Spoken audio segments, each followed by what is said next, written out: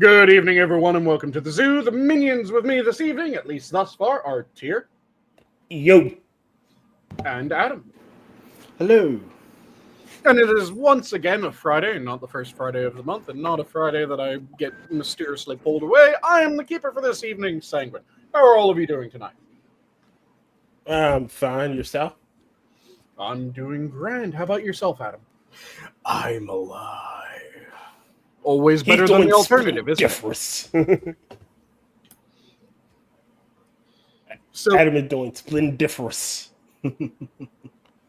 I'm just getting ready to plate up and finish up the last little bit of my dinner that Whoa, plate up. Hold on. Plate up.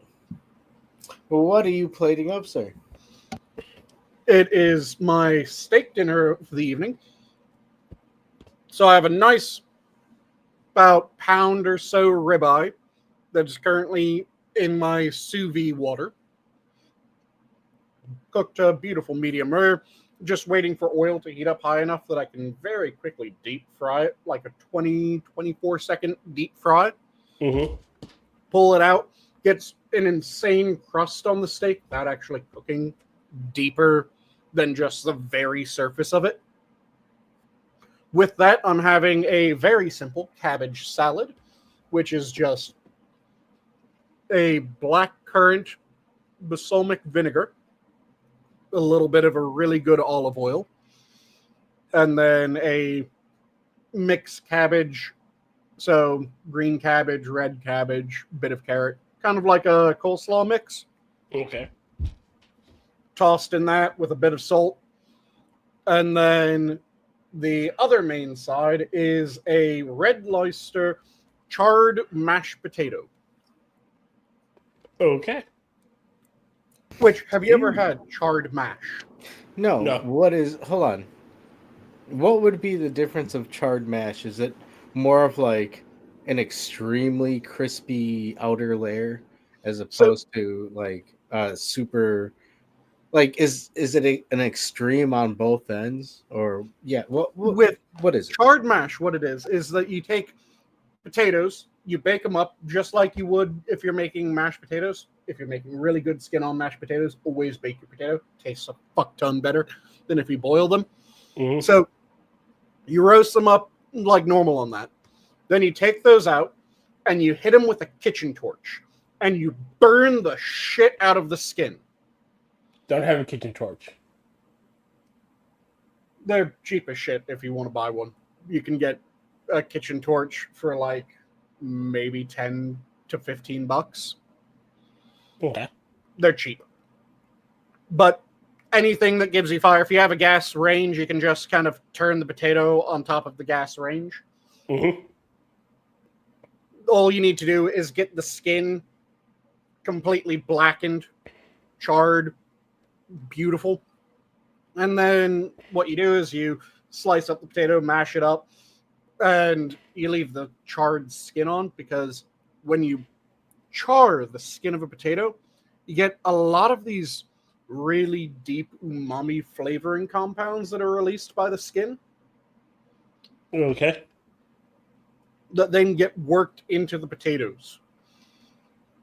The only downside is that it does make the potatoes look kind of funky, because they can end up coming out slightly gray due to this. But the taste, oh good God, the taste is amazing. Okay. I might have to try that at some point in this life. And then I did it with red oyster cheese. I didn't know cheese came in red oyster flavors. Red oyster is a very particular I was type gonna of cheese. say, like, what the hell's a loyster? What is loyster? though? Oyster. Is it because the cheese came from this place? Yes, it came from Leicester, which many people, if they see it and they're pronouncing it strangely, they would probably say Leicester. Ah. Still don't know where the hell that is. It's I'm an a uncultured swine. city in the UK. Okay. They have a type of cheese, and it is this very deep, deep, deep orange coloration to the point where it's called red. Okay. Hold Really on. creamy. Is there a C in the spelling? Yes. So can you blame people for adding that hard C? Yes. Okay. He can, and he does. Yes. Don't worry, Sanguine. I know you. But yes, it is this really creamy, pleasant. It's a type of cheddar cheese that, like I said, comes in this deep, deep orange, so that they call it red. There's also white Leicester or Leicester. Whoa, hold on. I think I see a theme going here. It's not like last night where Johnny was just shooting the red men. Whoa, whoa! Whoa, calm it down. Hey, this is a family program. But yes, that's also a type of cheddar cheese. Nice. And that was newer. The white Leicester came out later. In fact, it was used, or it was made and then sold as part of World War II rationing. Okay. And when white came out, then the other one became known as red.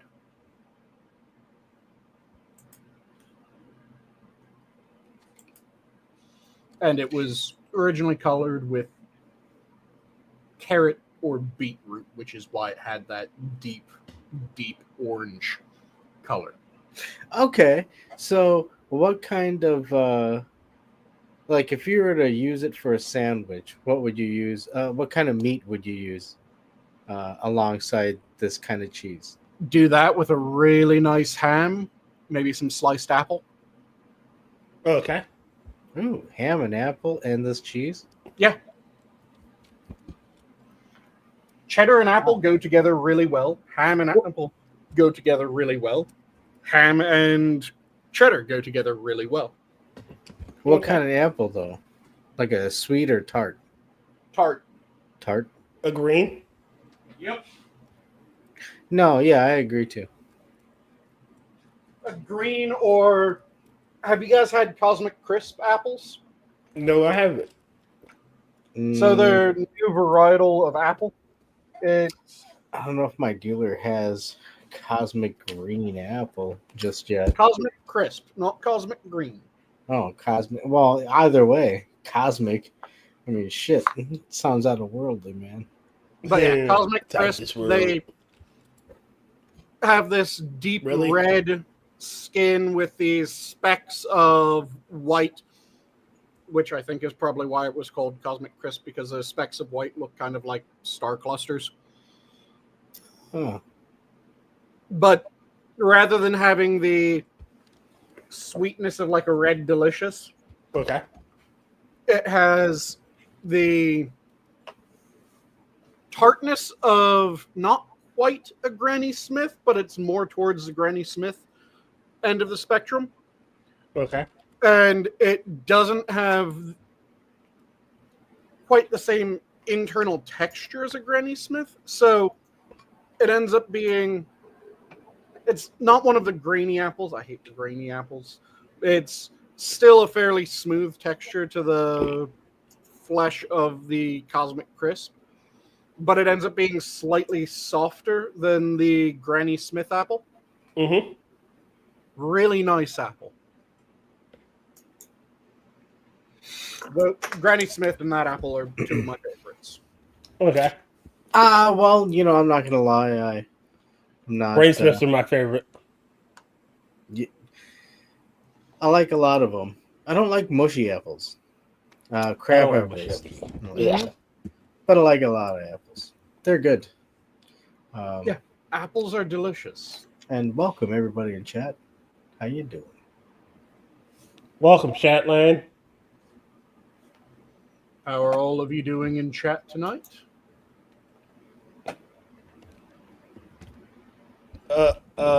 So I didn't cook with the balsamic vinegar today, though I have cooked with balsamic vinegar. The things that I'm making don't require me to cook with the olive oil today either, because the the potatoes, I just threw into the oven and roasted up in there, then charred off with a kitchen torch. Then it's just heavy cream, butter, a bit of red Leicester, and mash that all together. The cabbage salad, that was just drizzled with the balsamic and the olive oil. Again, no cooking was needed. And I didn't make a vinaigrette because I didn't use mustard today. And a vinaigrette is vinegar, oil, and an emulsifier. Typically mustard. Would using a spicy mustard alter that? Oh, I've used spicy mustards for this type of thing, and it tastes delicious. But is it one of those things where it's like you have to have the right spicy type of mustard, or is it? Oh, it would still be a vinaigrette with a spicy okay. So vinaigrette, like I said, the outcome will be the same. It's just a different kind of spice. It would be a different sort of vinegar, or a different taste to the vinaigrette, because, like I said, vinaigrette is literally just an acid, an oil, an emulsifier. So, as long as you have your acid, oil, and emulsifier, and your acid is a vinegar because it's a vinaigrette. It can't be a vinaigrette if it's not vinegar. Though you can have other acids added in, you at least need one vinegar. And yeah, that's what a vinaigrette is. It's vinegar and or another acid open parenthesis, and another acid, close parenthesis, oil, and then an emulsifier. The most common emulsifier is mustard. Though you can use like egg yolk. That is done occasionally. And it isn't taken to the same level of consistency that a mayonnaise is, which is why mayonnaise is its own thing. And mayonnaise is at one point I used to make my own. Mayo. Mayonnaise. Yep. It tastes delicious when you make your own mayo. It does. It really fucking does. Especially since you can change how much of each egg you use, the type of vinegar or other acid that you use, the types of oil, so you can use a really flavorful oil in order to get a different sort of mayo, or you can use a really mild oil in order to get a different flavor out of it. You can do all kinds of things making your own mayo. Yes.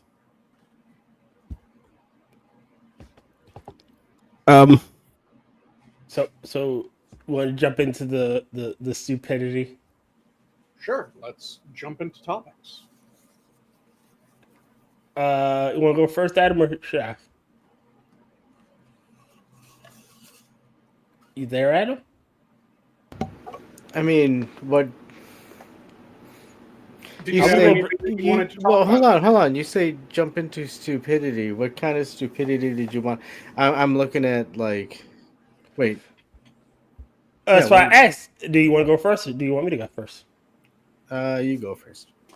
So, did you guys hear about the chick that got scammed by AI, Brad Pitt?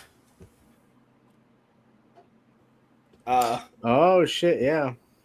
I had not up until you told me, so you go ahead and tell the story. All right. So apparently, I'm pretty sure the chick was French, right? And she gets contacted by someone claiming to be Brad Pitt's mother. You know, very suspicious. We're starting off suspicious. So she gets contacted by Brad Pitt's mother, saying her son Brad Pitt wants to talk to her. They're talking, and she finds out Brad Pitt's in the hospital. So he's sending her video pictures and footage of him in the hospital, but it's clearly fucking AI generated. He's in the hospital, he needs kidney transplants, so she sends him a bunch of money, and this Brad Pitt convinces her to divorce her husband, take the divorce money, and send it to him so they could be together. Now, because if there's anything that Brad Pitt would absolutely need in order to get a new missus, it would be that he would need them to send him money in order to pay for it. Yeah, I want to. There's a picture. So he take this picture. Didn't they all look like they were in the hospital? Yeah, and mind you, I just found the picture, Sanguine. Copy that. Share away. Hold on, got to get it up. Let's see how bad these pictures are. This shit is fucking unfucking believable. You're riding. Look at this shit. That is god awful. Are you sure this was AI and not just someone with passable knowledge of Photoshop? No, it was AI generated. All this is AI. Look, but the one you see, the one in the corner with the doctor's working on. Yep. Is he working on a baby? No. So he told her this is a picture of him getting a kidney transplant. Roboting really bad. Oh, okay, thank you. I was gonna. Oh, sorry. Dude, was it me or? My bad. Hold on. I should be fine now. It's because you're uncovering his secret, sir. He's trying to. He needs the money, and you're uncovering his plot. All right, so let me calm myself down. But if you see the one in the corner here, the blue one with the two doctors, the one in the bottom right corner, the bottom right. Yeah. So apparently that's him get AI Brad Pitt getting the kidney transplant. And the first thought I would have had was, why would they be having pictures taken of him getting the kidney transplant? That was the part that concerned you, not the fact that they're working in entirely wrong area for kidneys in that picture. I didn't even think about it. The kidneys are not there. That's his leg. And that it looks like one of the doctors is using. You remember those tiny little toy grabby hands that you could get as a child? Yes. One of them, it looks like he has two of those with medical or surgical gloves on them, and one of them's patting his head as the other one's just kind of waving. Yes, it is retarded. This is, and the one in the corner here, it says "Anne, I love you," is what he sent her. Look at this. It doesn't look anything like the man. This is fucking retarded. Like I said, to me, this looks less like AI made it and more like someone who's just really shit at Photoshop made it. It looks like somebody. Hold on. But he really needs the money. Come on, guys. He's in dire straits. Look at the condition he is in. And look at this one. I thought that was a cat, to be honest. I thought it was a hand holding a cat. No, you see the one with the leg in the middle right hand, the middle right. That's not a leg. That doesn't look like a leg. That? I think that's supposed to be. It's supposed to be a forearm, I think. Oh God! We're seeing a severed limb. No, we're not. It's all fucking AI generated. It's AI Pitt. It's AI Brad Pitt, and he. Somebody saw that and was like, "Holy shit! I need to send Brad Pitt a couple $100." And I said whatever that is. Oh my God! I said this. I said it earlier with Sanguine. I'm going to say it again. I'm not laughing at the fact she got scammed. That's not why I'm laughing. I think it was horrible that she got scammed. I'm laughing at the stupidity of it.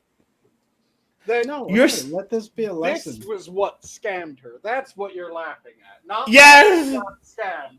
But really? This? This fucking did it for you? Oh God! I'm going to hell. Hold on, I think we can make a board game out of this. Now that I look at this, Look. Honestly, it looked in this picture. It does look. It looks like somebody with a passing resemblance to Brad Pitt. no, he also looks like Josh Brolin. The AI generated created Josh Brolin, Brad Pitt. See, I had 3 different people It's merged Cable. into one with that. It's Who? Brolin, it's Pitt, and it's Richard Dean Anderson. Oh Yes! shit! It looked like MacGyver him a kid. See, Tell this me is that what that isn't the happens. combination. This is what happens when you cross the timeline streams. Oh Jesus fucking Christ! It looks and again, she divorces her husband, sends him the money from the divorce settlement. It was like 8,000, not 8,000, about 80,000, if I'm not mistaken. Could be more, could be less. She sends it to AI Pitt and finds out it's a fucking scam. It gets no better than this. The sheer stupidity of it. Yeah, AI artists trash sometimes. I'm not sure how you get scammed by that. And again, tell me I'm wrong with that one picture. It's a composite of those 3. It does. It looks like a composite of all 3 men. It looks like MacGyver in a disguise. And I'm Oh not shit! sure. Hold on. Wait a I'm minute. not Hold sure on. which of them had the liver failure, but one of them had liver failure as well. Okay. All right. So I just pulled up the article to make sure. Again, it says a 53-year-old French woman was scammed out of 850,000. God damn. All right. I'm giving you the quick highlights. Wait a minute. French woman in 2023, French woman 53, received a Facebook ad from the scammer. Scammer first posed as Pitt's mother, later received a text message from someone claiming to be Pitt himself. That's when the affair, quote unquote, began. And was already married to a millionaire at the time. The scammer asked Anne to marry him, and she divorced her millionaire husband. She first sent him 9,000 to the scammer when he said they had brought gifts for her. They claimed that they needed the money to send gifts through customs. Then the woman got scammed into sending more than 800,000 when she received through the divorce settlement. So now, not only is she divorced from her millionaire husband, but she's also fucking poor. Can we all take a moment to pat the dude who just dodged a fucking bullet on the back? Yeah, I think I think that's in order. Oh Jesus! It don't Maybe get a any shot better than too. this. Oh wait, no, maybe Good not a drink. shot. That's not appropriate, is it? Oh, you can take a shot for that. Oh, wait a minute. Tell Tier if he doesn't send $10 worth of Google gift cards, he will be under the arrest. Okay, I guess I'll be under the arrest. Oh Yeah, God, it is. Jesus fucking Christ. That is profoundly stupid. Though that does lead to the question: how did she send the money did she do gift cards? Please tell me she did gift cards. Please tell me yes, she did give. It doesn't. Again, skim through the article. It doesn't say how she did it, but it just gives the dollar amount. A complaint was filed in 2024. The woman has been sent under treatment for severe depression in a clinic. Yes, because you divorced your millionaire husband and are broke. But they don't want to be told that. That's the thing. You divorced your millionaire husband for Richard Dean Anderson, Brogan, and Brad Pitt's love child with liver failure. Oh shit! All of them combined? They did a fusion dance. Oh wait! They fucked should have up chosen the dance, Batora earrings. They did the fusion dance, and each time they fucked up just a little bit. That's how the liver failure came about. The fusion dance fucked up. Roland slipped his fingers. Instead of going to the center, he went under them, and that's how he got liver failure. Wait, hold on. Is it at least the fat Nope. Oh no. No, it's the skinny version. Yeah, you It's the can't skinny beat version. ball the skinny version. Oh wait, maybe use it as a javelin. Yeah. But that's how they got the liver failure. The fusion worked, but they got liver failure as a result. Fucking liver fail. This is stupid. And Stupid as fuck. Rotten absolutely watches Kit Boga. Do not redeem my do that. Oh god, Rod, I can again. I'm sorry. It is wrong to steal from anybody. It is wrong to scam someone out of money. It is wrong. And I wanted to preface that. But the bitch is fucking stupid. Mm-hmm. I'm sorry about that. Adam, you can go ahead now. Wait, what? It's my turn? He's saying that you can bring up a story if you want. But yeah, she's dumb as hell. Dumb as hell. God, I got. The only winner in this, or the only two winners, are the scammer and her former husband. I'm so gonna make Angela read this. Angela's gonna fucking hate me because she's gonna have to read this next tomorrow. How long? Okay. How long have we been streaming? Only for about 30 minutes, a little bit less. Oh, really? It's 2 minutes before midnight, so it's 24. It's almost 24 hours. Minutes to midnight. All right. You wanna have a conversation? Mm-hmm. Sure. What are you going to bring to the table? I don't know. I mean, that's only because I was playing a lot of Uno. We were pretty slow at work, so we play Uno, and it's bad. But did you win, or were you duo rather than Uno? Oh, you know, you win some, you lose some. Adam, you got to know when to hold them, know when to fold them, know when to walk away, know when to run. You never count your money. Sitting at the table, time enough for counting when dealing's done. But yeah, just let you.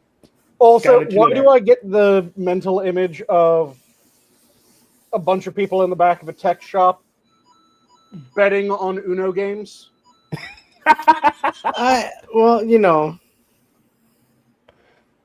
it'll when you're get bored, you gotta point. do something. Okay, so here's my shot. Boom. Razor Fist shoots his load into the Goonergate scandal and defending Melanie Mac. What do you think of that? Boom, The boom. Goonergate. I didn't even know there was a Goonergate scandal. Oh, You'll shit. have to elaborate for me as well. Oh wow. Okay. So apparently, there came a point where,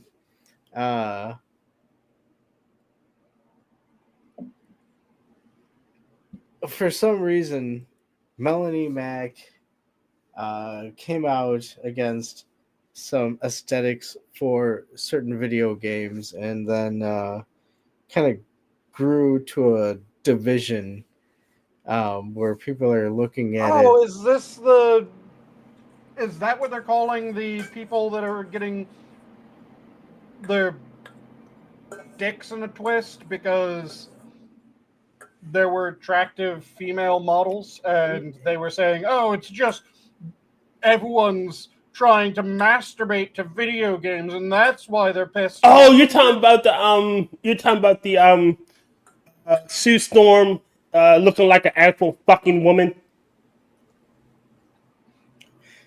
Whoa. Okay. Well, I guess I hit No, the. no. No.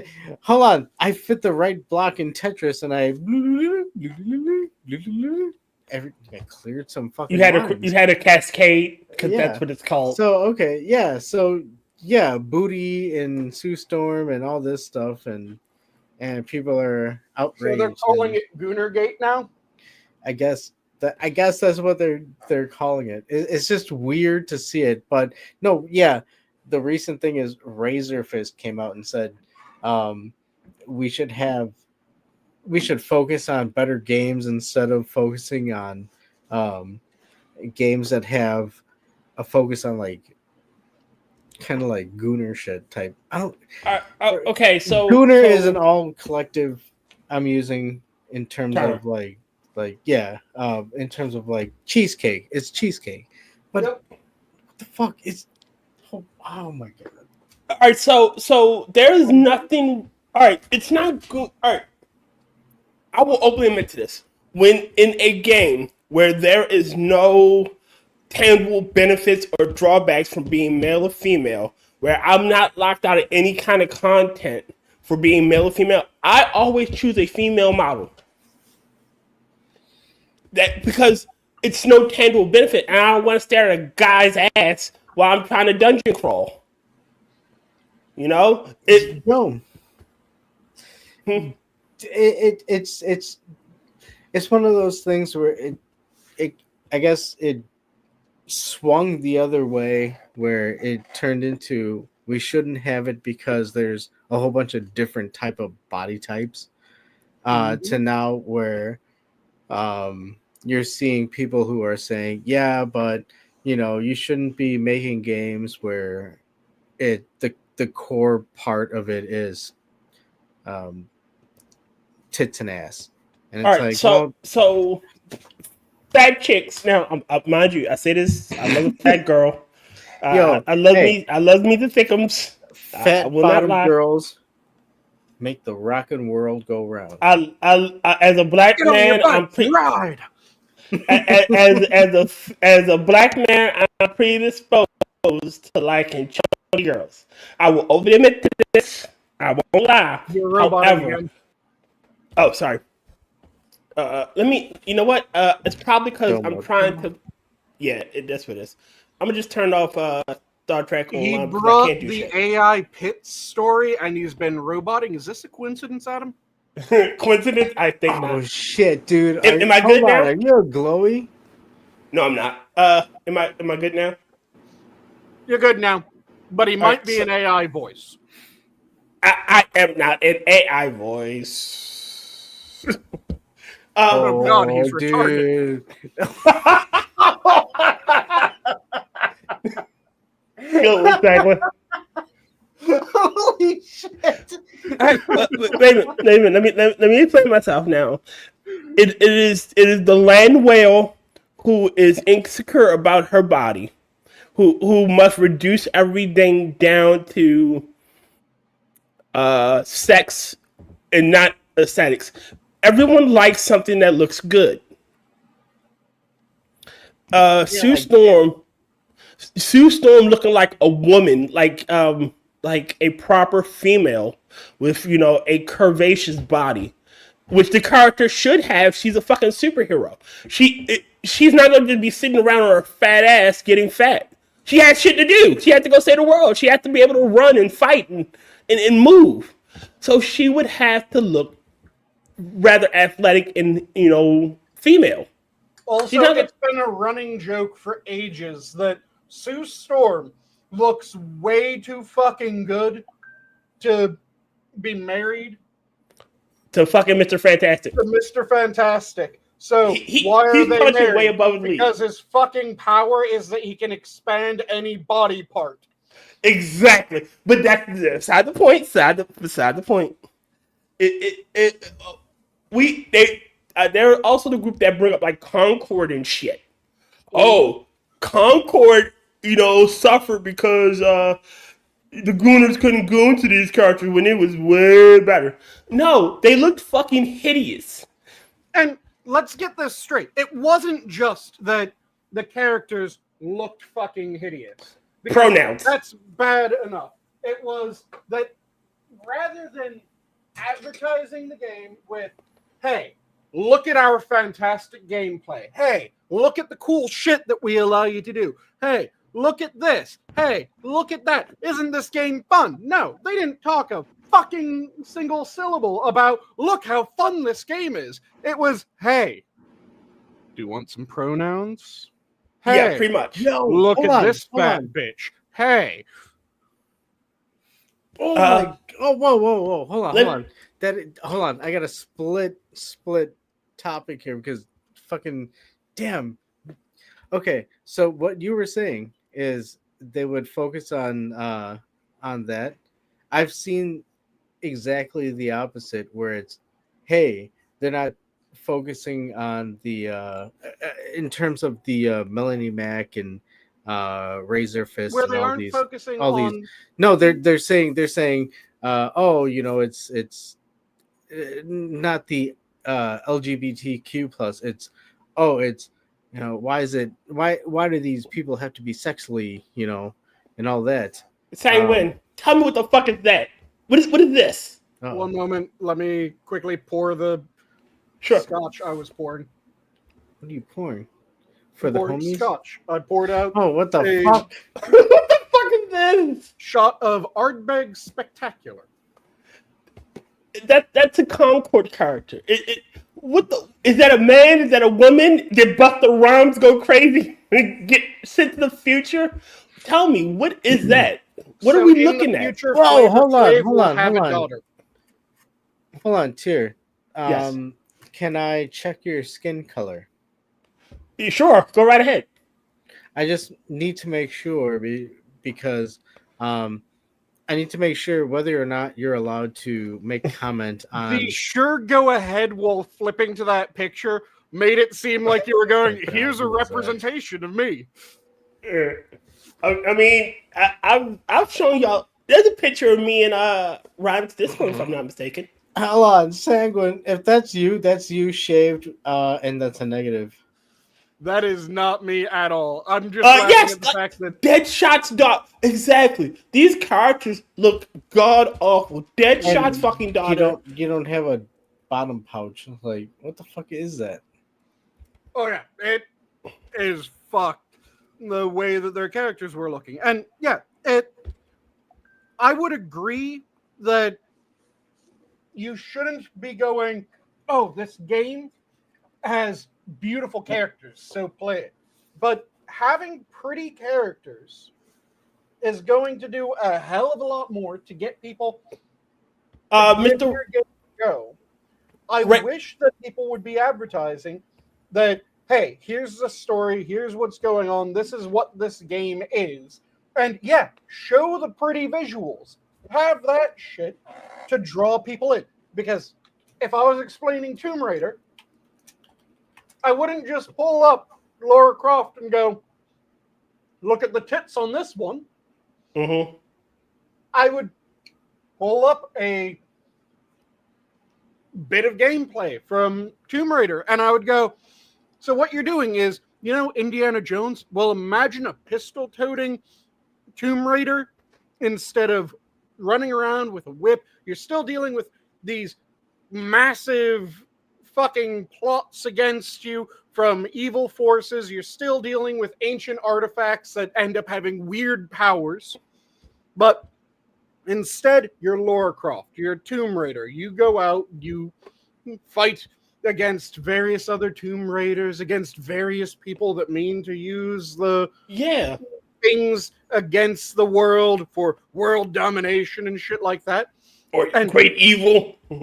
Great evil. You're exploring. It's a bit of parkour because you're climbing up shit, you're running around, you're jumping here and there. So it's platforming, it's puzzle solving, it's third-person shooter because you're dealing with the bad guys.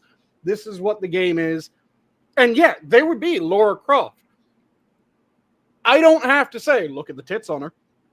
No. I don't have to say, look at her ass.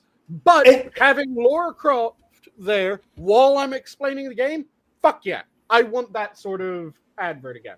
And you get it. I'm about to show you the picture of one of my most hated things ever. The greatest insult ever to one of my favorite fucking villains ever.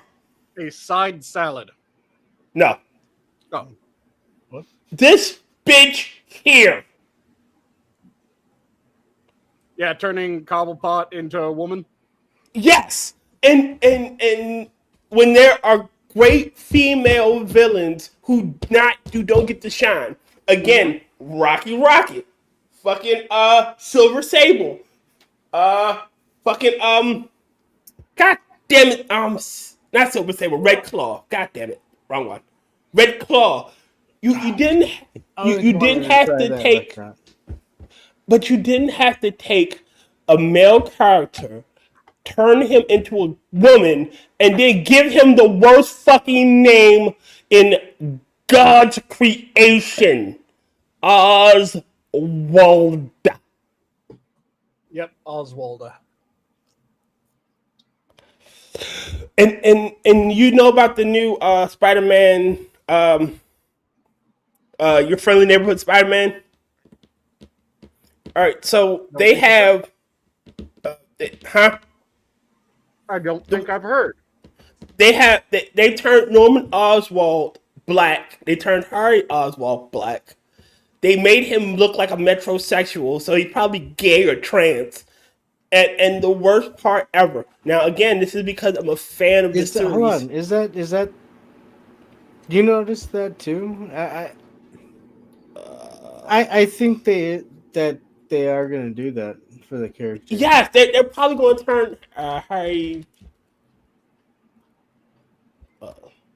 I mean, I want to say I don't understand why they're changing them, but at the same end, it's like, yeah, well, I understand why they're changing them. But. And no, Mr. Yes, that is not a character from an R36 or R63 version, because the R63 artists have higher standards. She would not be that fugly. Yes, it would. So again, this is again, I'm showing stills from this horrible shit. The only white guy in this school, perfect example of who this one is. Fucking right here. I found it. That's fucking Harry. This twink here? Okay. Why? I have no fucking clue. But it gets worse. Hold on. The reason why it gets worse, really, is because there's a shot with worse. Yeah, it does. There's a shot where Peter's going through school, right? He's in school and he's talking to a very diverse group of people, and one of the characters is Nico Miku, one of the runaways. Now, the runaways are teenage. I won't call them superheroes, more like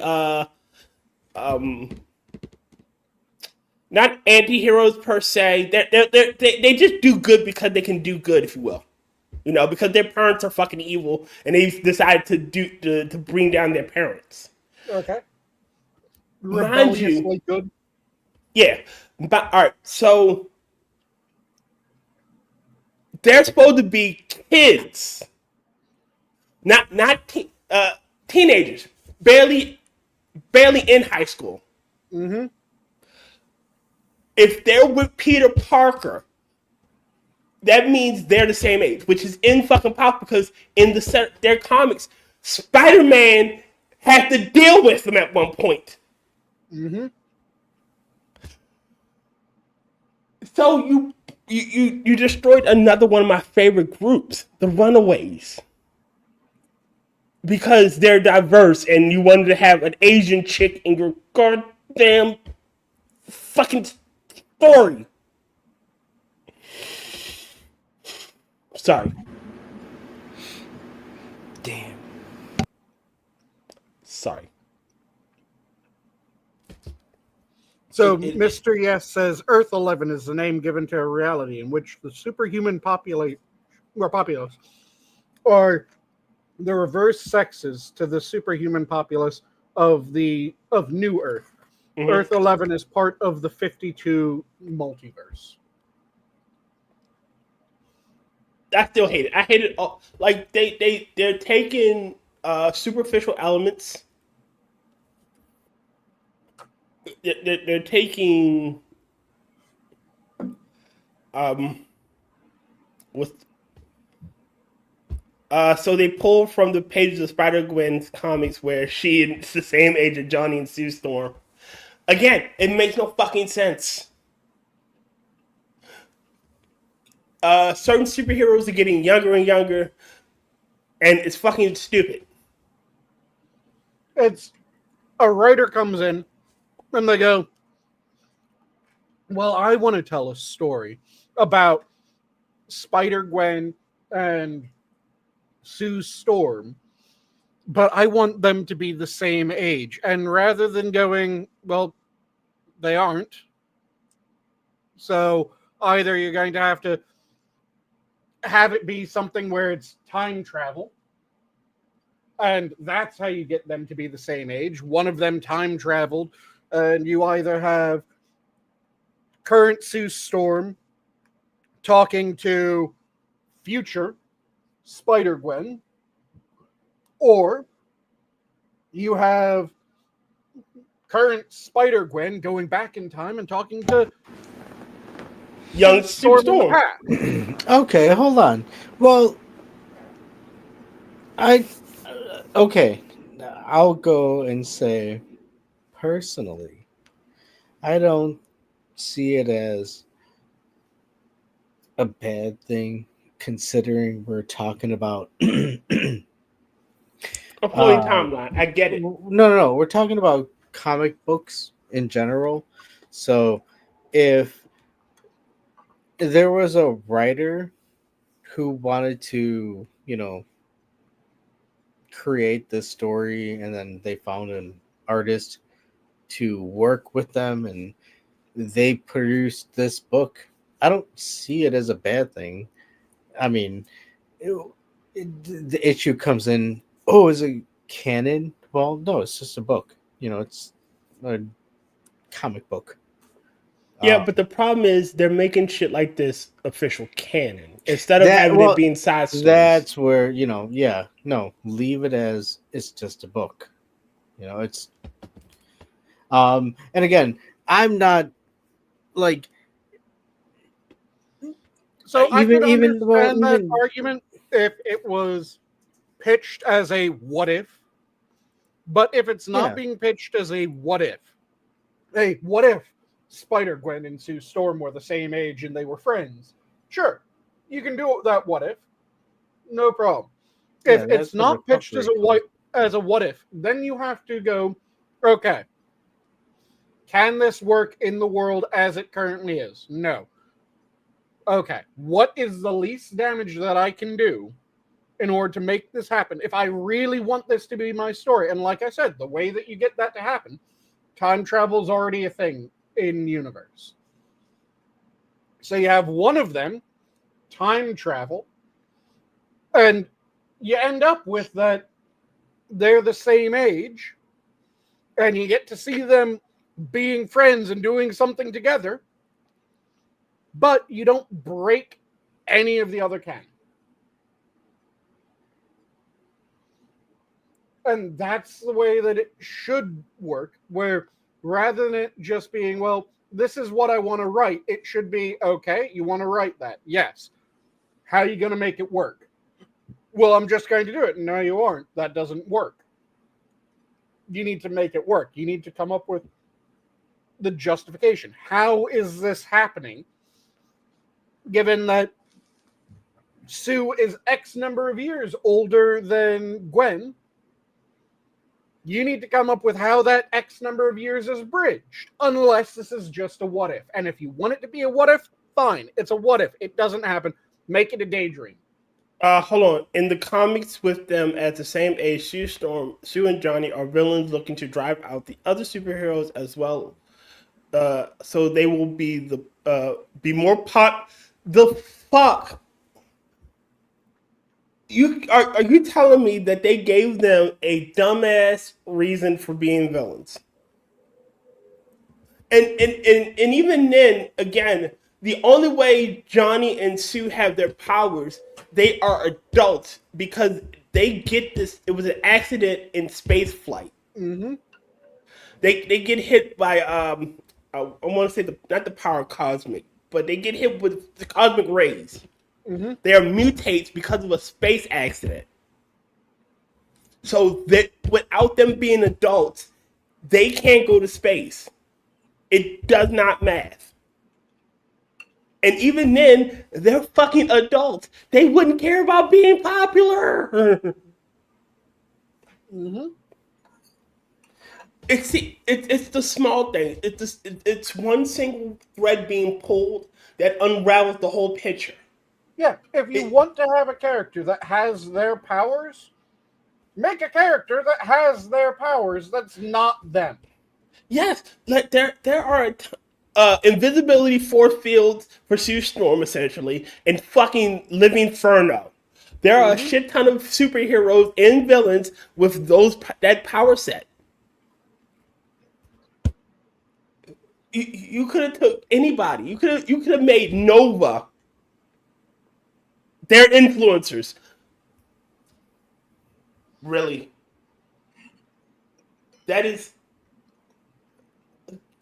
Jesus fucking Christ. All right, so you know who Riri Williams is? Unfortunately. Do you know when her first comic book appearance was? So her first comic book appearance in the very first line is a young Riri Williams telling her teachers asking the class, "What do you want to be when you grow up?" And she says she wants to be Tony Stark, and her teacher goes, "Cool, that's great. You know, if you work hard, you can be the next Tony Stark." And she goes, "No, you're supposed to tell me I can't be Tony Stark, so I can have something to overcome."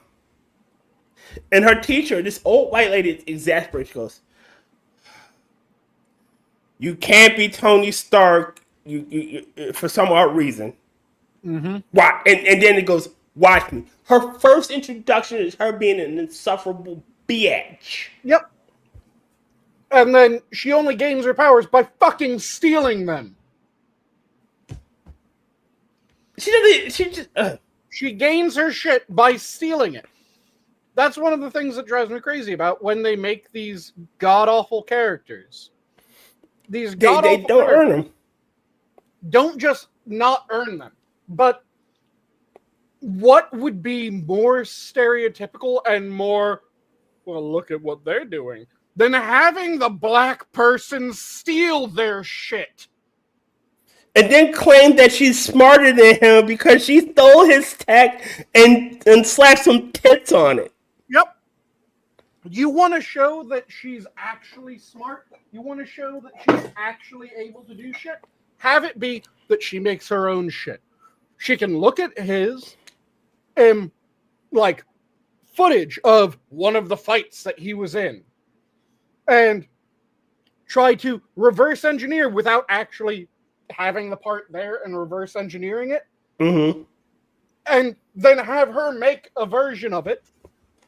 And then you could even have it where someone who knows how the tech works for Tony's suit sees her suit and goes, "Oh, you figured out how to do XYZ that Tony did."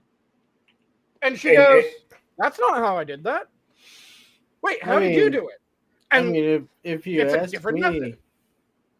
if you ask me, I don't understand why you don't want to see these young, bright No. women of color aspiring to be something better than Do than you what guys they're know given. who? Like, I don't know. Do you know who the superhero Steel is?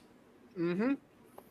Oh Essentially, yeah, Shaq. I saw him. Shaq. well, not Shaq, but in the comic books, Steel is literally a poor man's Batman.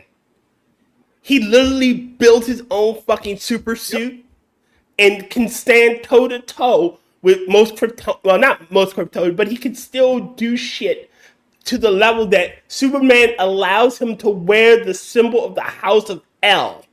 Mm-hmm. He is an unofficial member of the House of L.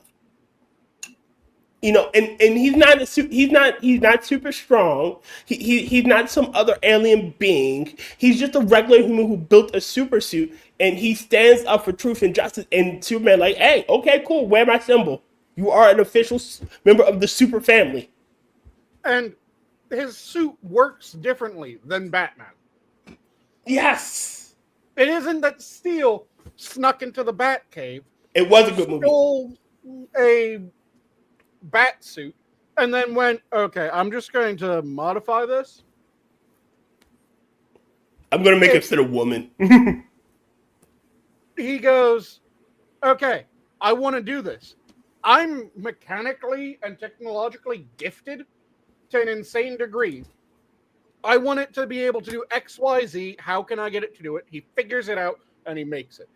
And yeah, they're both brilliant people that create ways of solving problems. So they have all these different fucking gadgets, but their gadgets aren't just, well, yeah, Batman's gadget is a batarang.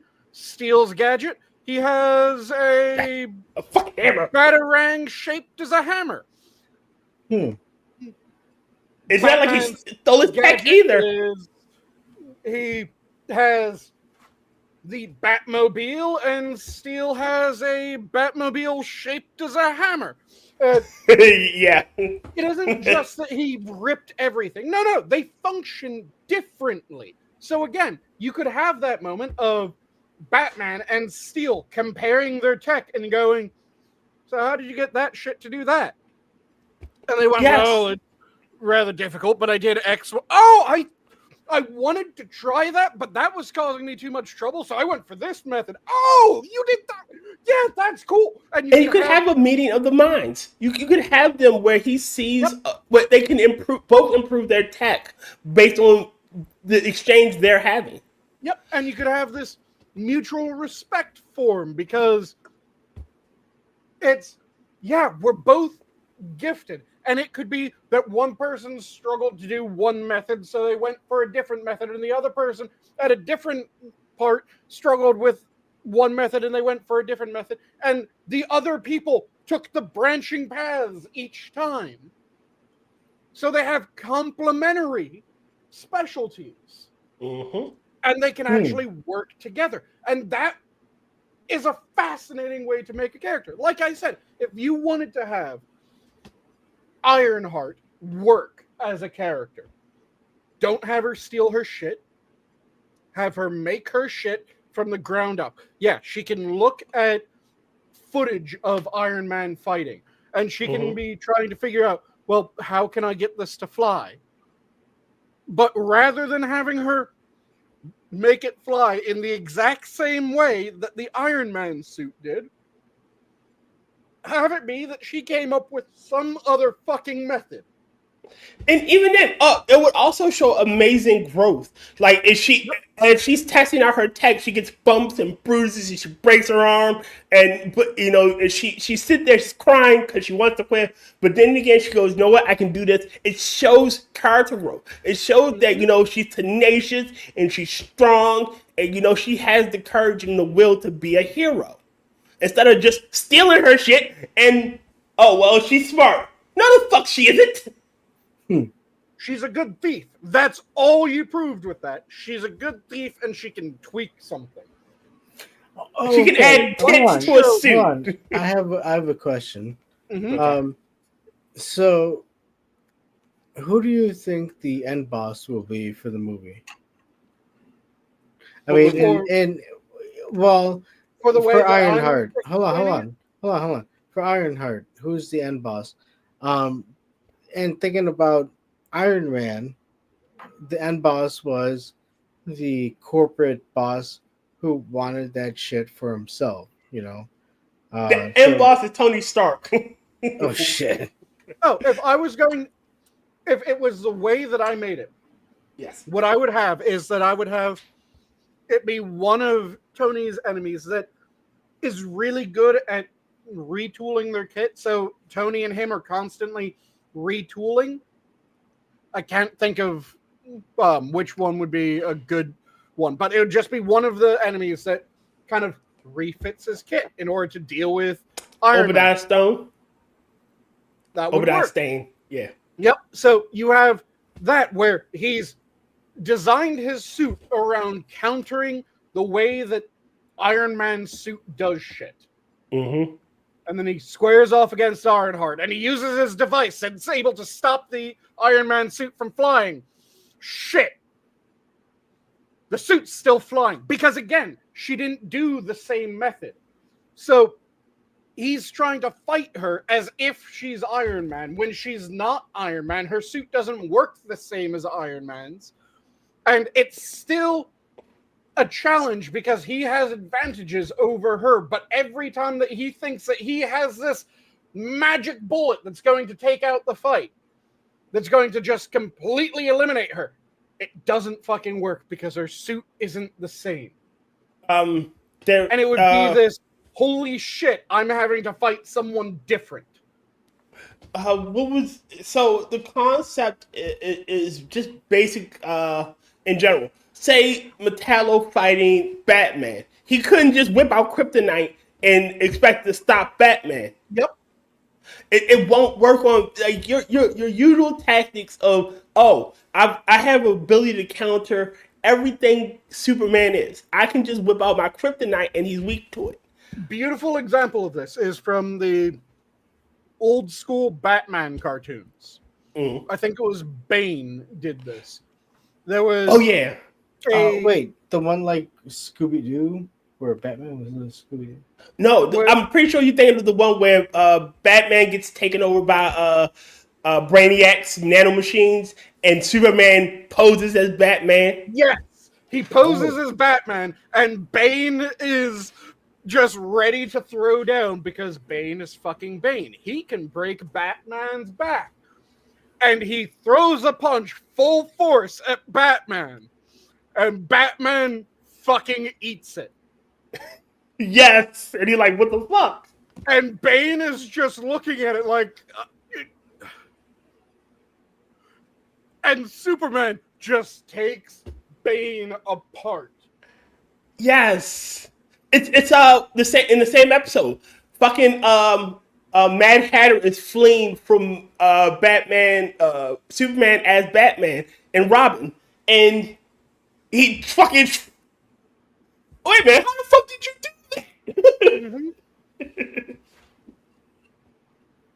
that? Again, they don't think about this. Because, like I said, that would actually have their heroes be different, and that would have their heroes be interesting, and be able to exist in a world where the original still exists. Because Ironheart, as she is, in a world where Iron Man is fully functional, she's a redundant.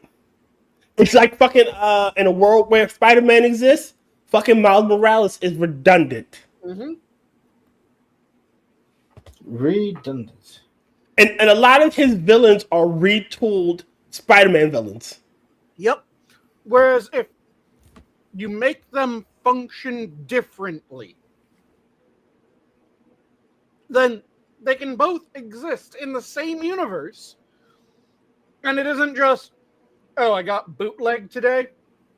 Or I got one better for you. I got one better for you. I say this with Miles Morales because it's probably easy to do. Have Miles Morales leave New York City. Have him go, all right, he's going to college in the West Coast. He's going to fucking Washington State for college. Or UCLA. Yeah, have him establish himself there as a different superhero. Have him be the Arachnid. Have him be Electro Spider. Have him be somebody else. And then have him build his own set of rogues. Don't use Spider-Man's old rogues. Have your own set of rogues. Instead of having the Vulture, you fight the Badger for some odd reason. You don't have the Rhino. You have somebody else. You will set yourself apart from Spider-Man and get out the shadow of being race swap Spider-Man. Mm-hmm. And if you do that, you actually have characters that people care about. Yep. And this is something that you can do with fucking anything. Anytime that you want to have a character that has similar powers, make them similar but different. And once you have them similar but different, they become interesting. And you can even have them fight. Of this is what's the X-Men character that is effectively Superman, but he's an alien, and the way that his powers work is it's based. Oh, you're talking about Gladiator? Competence. Gladiator. Gladiator. Yes, that's his name. He's Gladiator. If he way believes that he can do works- something, he can do it. Yeah, he's effectively Superman. And the way that his abilities work is if he thinks that he can do it, he can. If he thinks he can win, he can fucking win. So the way that you have to deal with him is kind of similar to the way that you have to deal with Superman, only different. Superman, the way that you deal with him is you put him in moral situations. You fuck with him morally, not physically, morally. With Gladiator, you fuck with him morale based. Shit, he got defeated. All right, he got defeated by Mr. Fantastic. When Mr. Fantastic used science to prove he shouldn't be able to fly. Mm-hmm. Like he just couldn't. He believed it. He's like, oh shit, I can't fucking fly. Yeah, you fuck with his morale. You fuck with his conception of reality. And You fuck with his confidence. You destroy his confidence. You attack him mentally. You use science and facts. You just got him getting to believe he can't do something, and he instantly loses. That's how you defeat him. That's how you break him.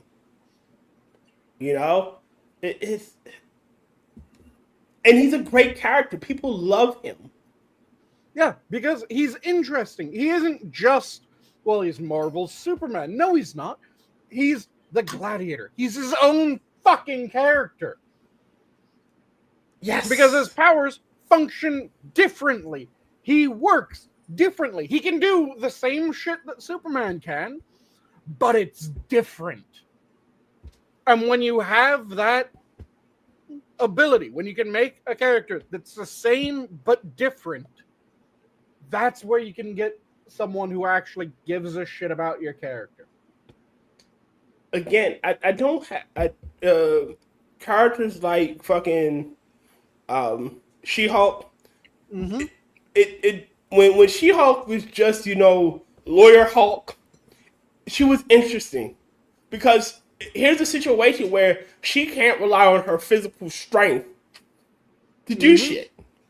She has to use her mind. She has to use her thoughts, her mind, and that's interesting. She's not the Hulk. She's not trying to beat people up. Yes, if she needs to, she can. But her battlefield is usually a courtroom. And she can lose in that courtroom. She's vulnerable there because she can't, if she doesn't have all the facts, all the proof she needs to win a case, she's defeated. Again, she's the same, but different. But making her but you made her. Some of them at some point made her Bruiser Hulk. Female Hulk. She lost the interesting factor. She's no longer unique. She's. Yeah. As long as you maintain the same but different standard for your characters, you can get characters that have overlapping powers, even 100% overlapping powers, but have them be interesting. Shit, so in the cartoon Static Shock, there was a hero named Soul Power. Mm-hmm. Same set of powers, same set of powers. Essentially electricity. Instead of flying around on a floating disc that Static used to make electricity, levitate, he rode on power lines. Mm-hmm. He literally surfed on power lines. That's how he moved. That's his propulsion. So that meant places where there weren't power lines, he had to either use a car or fucking walk. Mm-hmm. But so it made him interesting when they teamed up together. Same power set essentially. And when they were fighting Soul Power's villain, Static couldn't use his electric powers because his villain knew what he had. I'm used to fighting electricity. That's my nemesis. You can't throw that shit at me. So it made Static get out of his comfort zone, and he had to think around shit. Yep. Same power sets, same villain know what he's fighting against. So it made the younger hero have to outsmart the villain. Yep. And that was one thing that when it was mentioned that Spider-Gwen was friends with a young Sue Storm. Mm-hmm. Why the fuck did you make her a young Sue Storm? Make her a different character that has Sue Storm's powers, different motivation, is younger. And then you can either have it where that younger character has had the powers longer, so is better able to utilize the powers, and have a squaring off of younger but older with the powers, Sue Storm, versus older but younger with the powers, Sue Storm.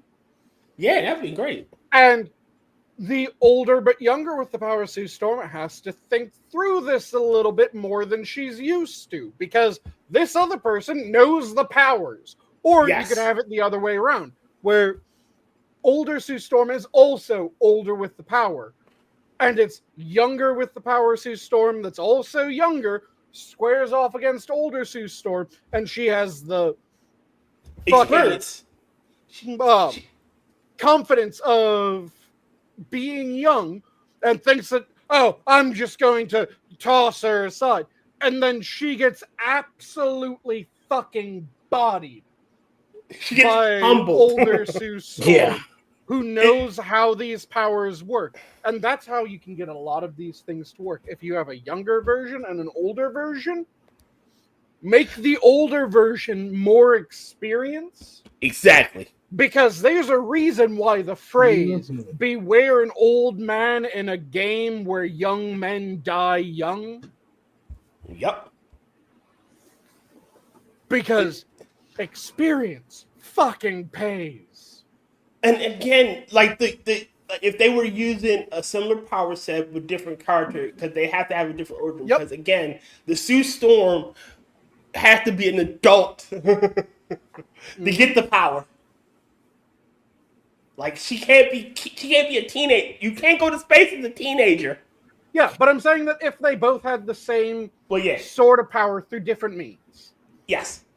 Then you could have that. If they have similar powers through different means, but they function slightly different. Then you Mhm. can have a different sort of fight between them. Shit, they you know have- what you could. Like, And at that point, you know what? If you can't handle enough cake, that's a But- personal problem. but Yeah, you know and what would be a that's- good fight? A Go good ahead. fight though. It's so in that he used Johnny's there. Have that Johnny is an older Johnny is fighting a younger Johnny, and older Johnny realized I don't have to beat you. I just have to endure and outlast you. I have that tenacity. You still are young and wet behind the ears. All right, let's fight. And eventually, younger Johnny gets tired. Oh, what? You can't keep up? It's past your bedtime. It's the idea that you can have. I think this has been done in a shit ton of different media, where you have the young, exuberant, stronger, faster fighter, and they're going whole hog the entire fight, and then you have the older fighter who is doing the bare minimum at every fucking stage of the fight, and that kind of psychs up the younger fighter to go even harder because fuck yeah, they aren't even able to do anything. They're just barely moving. And then at he the end can of the have fight, they they toy with him. realize, yeah. And at the end of the fight, they realize, oh fucking god, they were barely moving. They He haven't was just toying with spent me. any energy. I've been moving I am fucking knackered. But yeah, to go back to what you were saying, Adam, and what you brought up as the original point of this, it is a very different thing if someone is selling a game just on the sex appeal. Yes. The only games that should be sent on just sex appeal Porn are games. games that are porn games. Because, yeah, the sex appeal is the game in a porn game. Being able to go, oh yeah, her fucking tits, they're just right for me. That's the appeal of a porn game. Yes. You aren't going to really get... Hold on. I'm surprised that you managed to round it right back up. He's saying when he does that. To an older fucking question, you fucker. Yeah, you should know me by now, Adam. I remember the conversation. Yeah, and I can loop back around wherever the fuck I please. Hold on, wait a minute, really quick. You gotta remember, he's a Dowie czar. He's a Dowie. So they have a book called the Book of Grudges. The fuck is a Dowie? Dwarf. A dwarf in Warhammer Fantasy. They have a book called the Book of Grudges. These fucks hold on to shit forever. And if they don't pay each slight back in the Book of Grudges, it literally fucking kills them. Hold on. First, are you painting Sanguine like a dowry? And second, I just call him a dwarf. I'll call him a dwarf. What? I mean, he's not painting me like one of his Dawi slayers. Okay. No. and with the retribution bit, I don't know about that. I just like, holy shit. No, not retribution. It's the Book of Grudges. But yeah, going back to what you started this conversation with, Adam. Yeah. If a game is selling just based on sex, yeah, it's not going to have the staying power unless the gameplay is top notch. If the gameplay is there, then yeah, it works. Just like if one of the shit games that has tried to sell itself on, well, look how woke our fucking design philosophy is. If any of them were actually good fucking games that had good characters, that you were interested in, that you enjoyed the gameplay loop of, you would keep playing them. I'm going to come out and say it. All of them fucking suck. I'm going to come out and say Hold on, Terry. Go ahead. Let him finish. All of them suck, and it's that which causes those games to fail. The advertisement is indicative of what the focus of the game was. And that's where when a game comes out and they go, hey, do you want some pronouns? We got you pronouns. We got all kinds of pronouns. We have over 147 pronouns in this motherfucker. You're going, pronouns. Hold on. So you spent time programming 147 pronouns into the game? What's the gameplay loop? Gameplay loop? Well, do you want to be able to mix and match genitals on this character? We can mix and match all the genitals. We can even make genitals that you've never seen before. No. Hold on. What's the gameplay loop? Stop talking about things that don't matter. Do you want political screeds? We have political screeds throughout this entire fucking game. That's where they fail. They fail by their advertisement tells people that they didn't focus on the gameplay loop. If it actually turns out that one of them focused on the gameplay loop, that game would be played despite its advertisement. But people are now going, if a game is advertised in this manner, I'm not going to even fucking try it, because every other game that has been advertised in this manner has burnt me, and burnt me time and time again. So fuck it. I don't give a shit.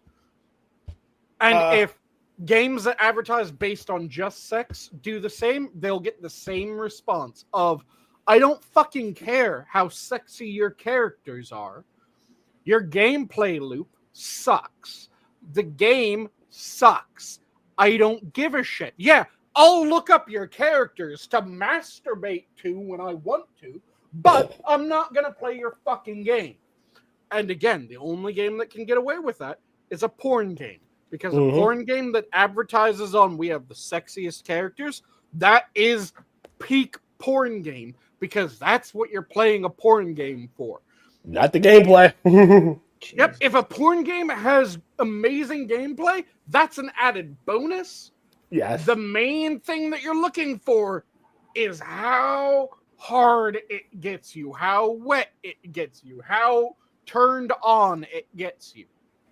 Whereas most games, you're looking for the gameplay loop, and if it gets you horny, that's an added bonus, not what you're looking for. All right, really quickly. Honestly, Dustborn. I like the art style of Dustborn. It has a visually striking art style. If they'd have made female cards look more female and less mannish, but even art style.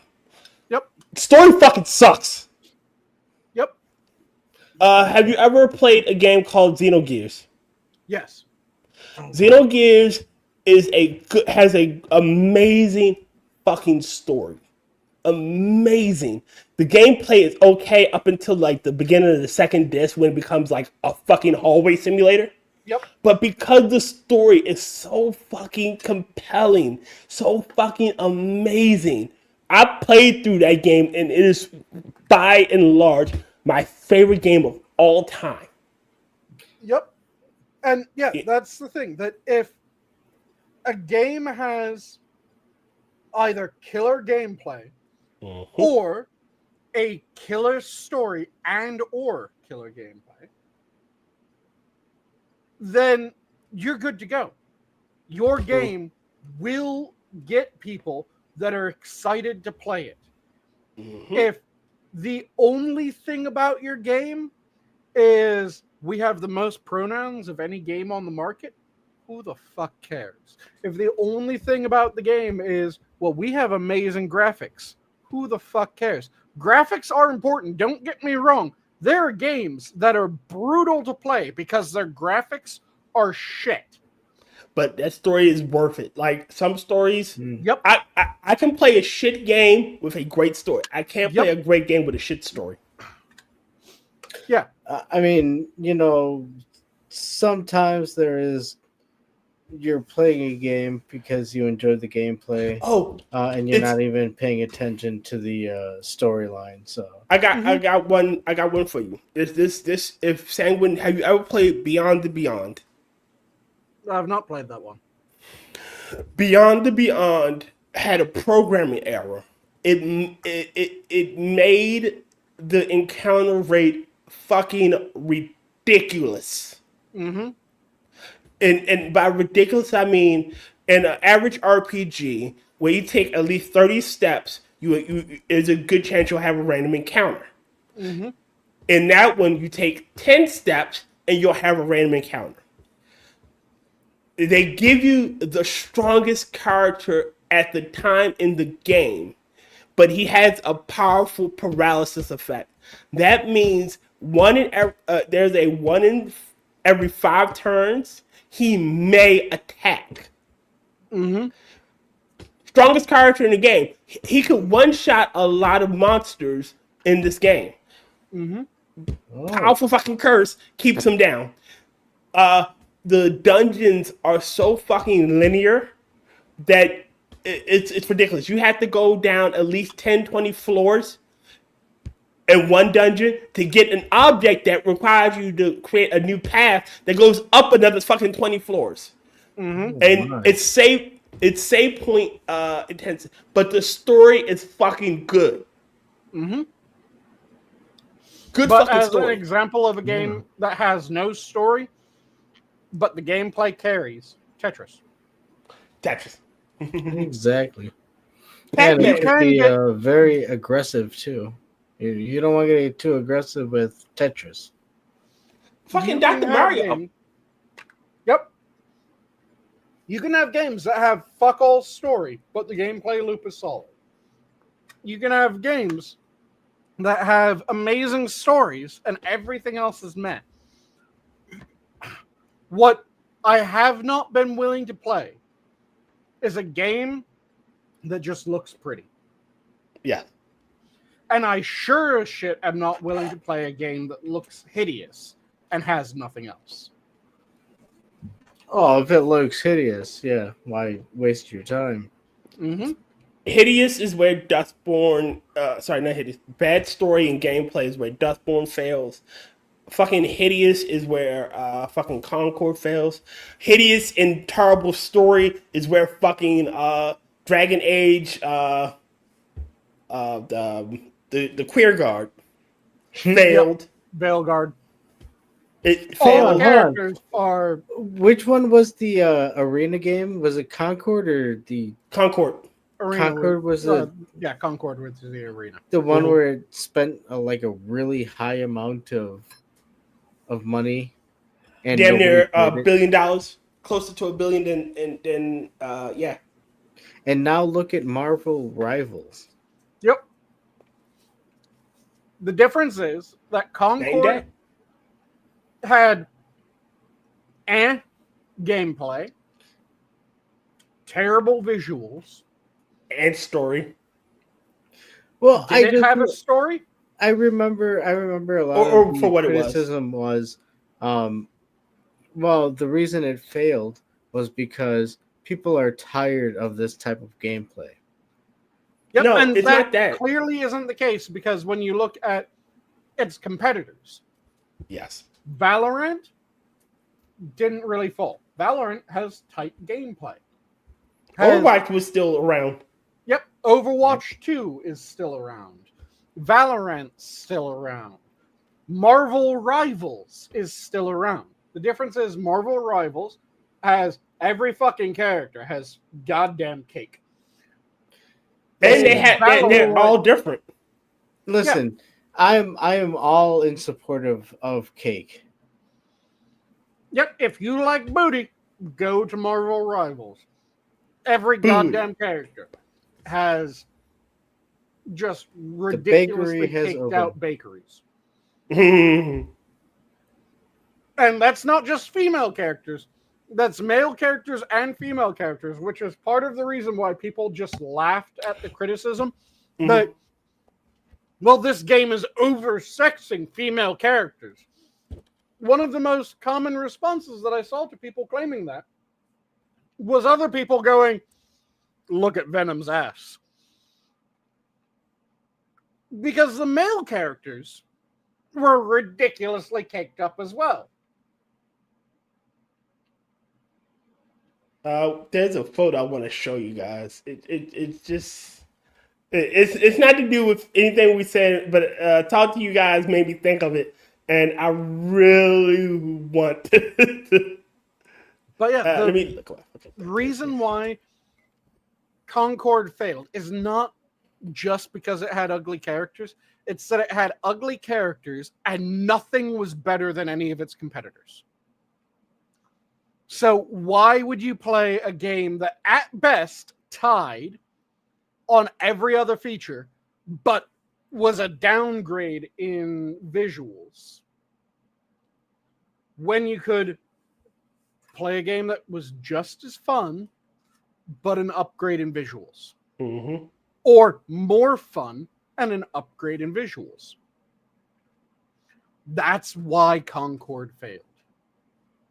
Concord sucked at every level. Yes. And yeah, games that are just advertised on sex appeal, it doesn't tell you about gameplay. And the games that suck that are just advertised on sex appeal, they will fail. And if enough games are just advertised on sex appeal and they fail, people will start going, oh, if a game's just advertising on its sex appeal, I don't fucking give a shit because it's going to be a shit game. And people will stop going towards it. Hold on. I saw this picture and I instantly thought, let me go here. So this picture, I'm sorry to jump topics, Not a but problem. it just reminded me. This picture here. And I saw this, and hopefully that is the new presidential portrait. And I'm like, and I had to go, what? So Trump is now Trump the Carpathian? Yeah, it is very much Vigo the Carpathian.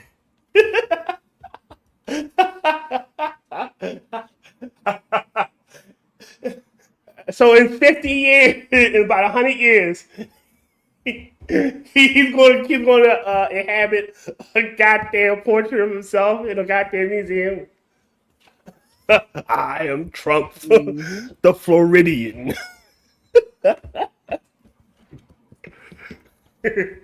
We only need to call Ghostbusters for this. Oh, man. It's infuriating that people don't realize that that's what's going on when it comes to this. And yes. Sorry about that. Not a problem at all. It just keeps on happening where people will go, well, these games are oversexed. Okay. If they're bad games, they're going to fail. If they're good games, they're going to succeed. If they're good games and they're attractive to look at, they're going to succeed more than just being a good game. But because it's not even that. It's them like looking for. Hold on. It's not even that. It's them looking for an excuse to why their drug of choice isn't everyone's. Why isn't everyone playing on our game? It must be that they're oversexed, or they just have superhero fatigue, or they just have this and X, Y, and Z. That's why it is. It's arena shooter fatigue. Well, hold on. I mean, if this is a fire, where is the source, and what is the implications? Are you clearing bush, or are you trying to establish a new 15-second city here? What are we talking about? They're trying to justify their failure. They're trying to come up with an excuse to why they fail. It's not because of our game or what we crafted. It's the fans. They don't understand and appreciate, or they're sexist, or they're istophobes. Instead of saying we made a shit game. We made something that the market did not want, and the market judged our game accordingly. Mm-hmm. Sun Wukong, Black Myth Wukong. Ridiculously fun game that's pretty. Yes, ridiculously fun game that's pretty. And you know why people like it? It's a fun game, it's pretty, it's not preachy, and it's it's because there's no female characters, all male characters. No, there's not. There are female characters in there. Yes, they're few and far between because the myth of Sun Wukong, there aren't many females. Yep. And Just what it There's is? games that are hideous, but they're fun gameplay loops. Like, Yes. no one's going to say Dwarf Fortress is Yeah. a pretty game. No, the fuck is it? But it is Especially if you're fun. playing original Dwarf Fortress. Dwarf Fortress, it looks like you're playing a graphing calculator. Yeah. It Caves is of Cud. absolutely hideous. Caves of Cud. Yeah, that's another one that is absolutely hideous. It looks like you're playing a graphing calculator, but it is fun. Yes. And then you have games that are bit better visuals, still fun, that are also popular. Because you have shit like RimWorld. Oh fuck yes! I got too many hours logged in RimWorld. RimWorld isn't a graphing calculator. RimWorld is But it's not appealing to fucking look, or isn't appealing to look at, but it isn't something that you have to take a break from every couple of moments so that your eyes don't bleed. It's just something that's kind of okay. Yeah, some of these sprites are kind of cute. Most of them are kind of blah. But I can tell what I'm doing. I can tell what I'm looking at. Let me fucking play. It will never win. It'll never win a graphically pretty game if it's up against the likes of say an RPG or fucking City Builder Skylines, City Skyline. It would even lose graphics competitions versus fucking Concord. Yes, it is not a pretty game, but it is a game fun. that has an absolutely crack fucking gameplay loop. Yep, you can spend hours in that goddamn game and never get tired of it.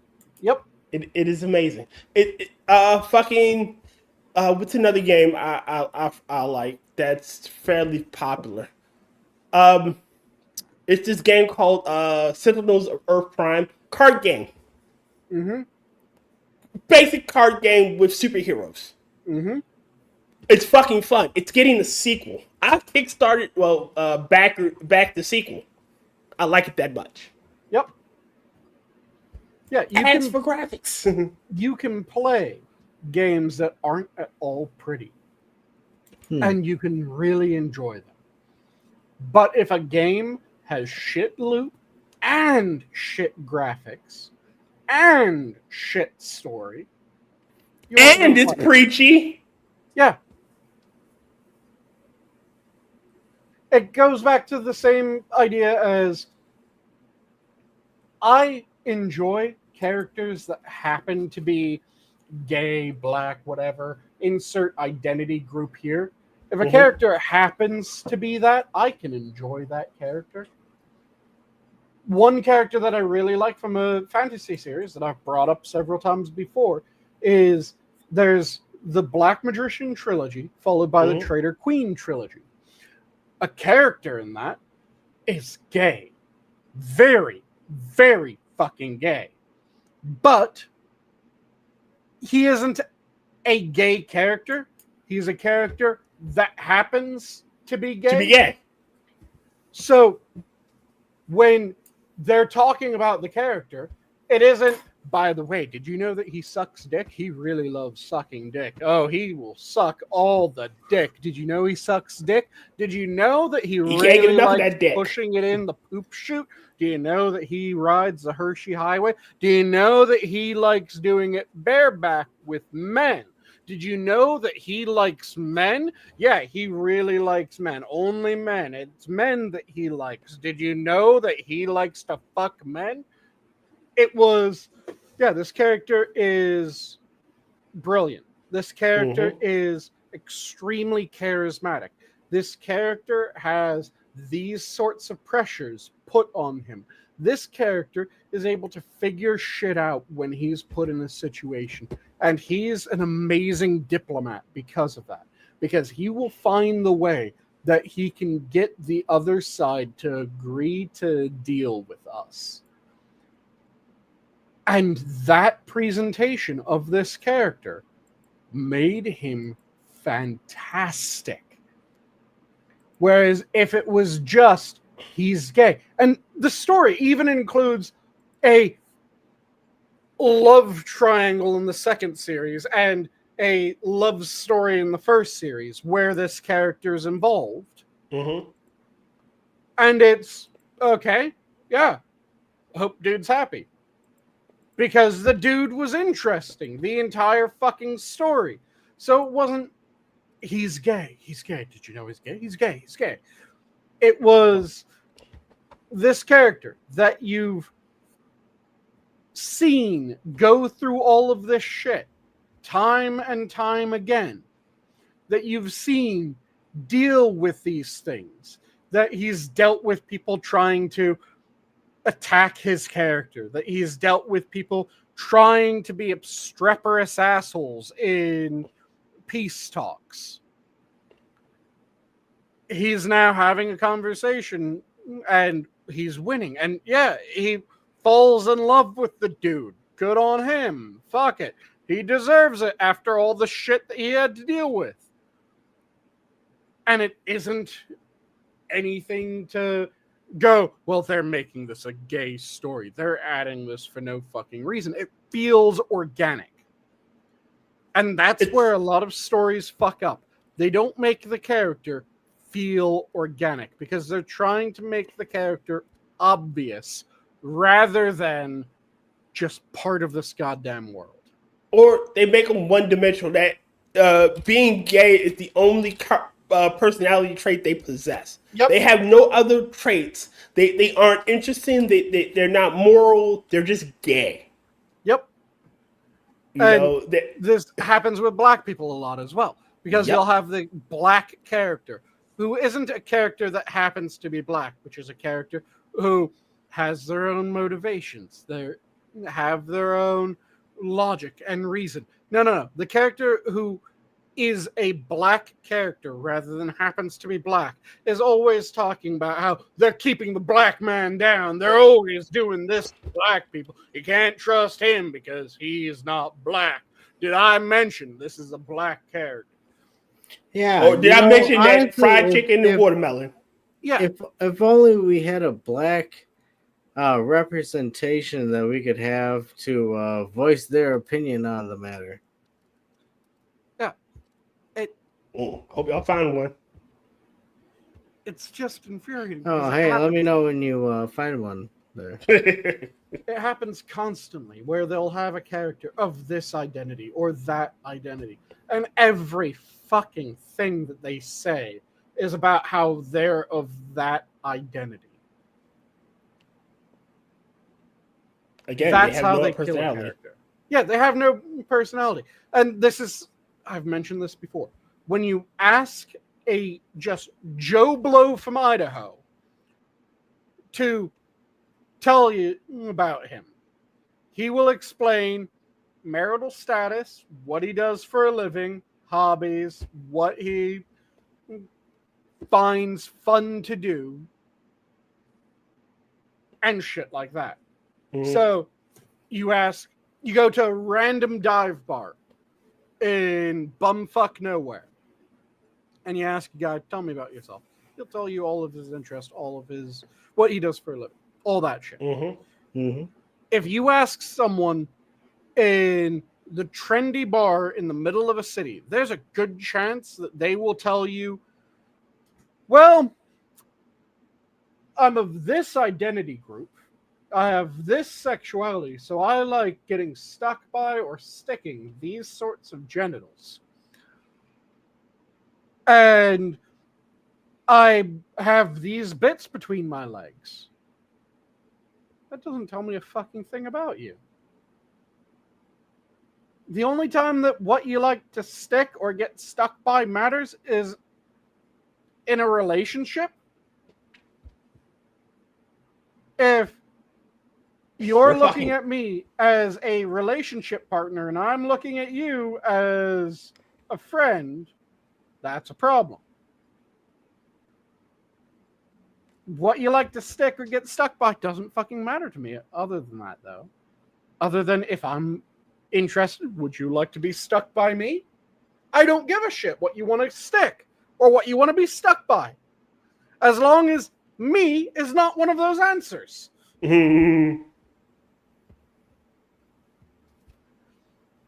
Because if I am the answer, then I will either have the answer of, well, yes, let's do it, or no, flattering, but no. Otherwise, it doesn't goddamn matter. Don't tell me about it. I don't give a shit. You want to tell me about the relationship that you're in? Fine. I can hear about your relationship. I don't care if it's gay, straight, bi, whatever the fuck it is. But even then, you're not gonna meet a stranger on the street and tell them about your exactly how you fuck your girlfriend. Yeah, you aren't going to do that. You're not gonna say that type of shit. Yeah. Fine. Next year we'll bring up the werewolf who's gay but doesn't fight. Gee, thanks. Gee, thanks, Rod. I must have told this story a million fucking times. Yeah. So you don't tell your exact sexual proclivities to the person that you just meet. You won't go to the dive bar and when someone asks you to tell them about yourself, go, well, here's all my fetishes. You don't do that. A good chunk of your friends, you don't tell your fetishes to. What? I can't tell you about my sorry, I won't tell you about that one. I'll keep that one. There's a rare number of people that you should be explaining everything that gets your rocks off to. Yeah.